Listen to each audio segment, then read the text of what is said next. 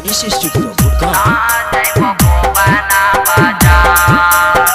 Music by DJ Vikas Sitamarhi. चढ़ते फागुनावा में सुने गे मैया ना जैबो गोबाना बाजार। चढ़ते फागुनावा में सुने गे मैया ना जैबो गोबाना बाजार। सारे रंग देतो मातो जी के बेटावा गे मैया ना जैबो गोबाना बाजार। सारे रंग देतो लाल दो जी के बेटावा गे मैया ना जैबो गोबाना बाजार। सारे रंग देतो मातो जी के बेटावा गे मैया ना जैबो गोबाना बाजार। चढ़ते फागुनावा में सुने गे मैया ना जैबो गोबाना बाजार। यारे रंग देतो मातो जी के बेटावा गे मैया ना जैबो गोबाना बाजार।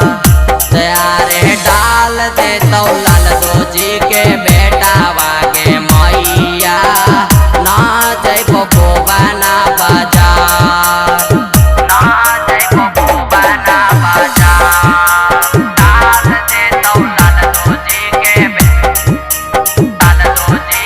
बेटावा गे मैया ना जैबो गोबाना के रंगे खातिर पड़ल हो पीछा फार देतो चोलिया हमार। जोबाना के रंगे खातिर पड़ल हो पीछा फार देतो चोलिया हमार। यारे रंग देतो मातो जी के बेटावा गे मैया ना जैबो गोबाना बाजा गे मैया ना जैबो गोबाना बाजार। ना जैबो गोबाना बाजार। डाल देतो लाल दो जी के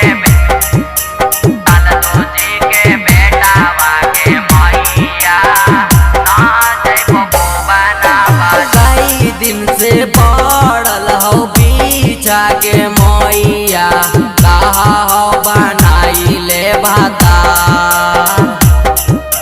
कई दिन से पड़ल हो पीछा गे मैया कहा हो बनाई ले भातार। यारे राहुल विक्रम फारल कलहांगावा गे मैया ना जैबो गोबाना बाजार। यारे इंदल विक्रम फारल कलहांगावा गे मैया ना जैबो गोबाना बाजार।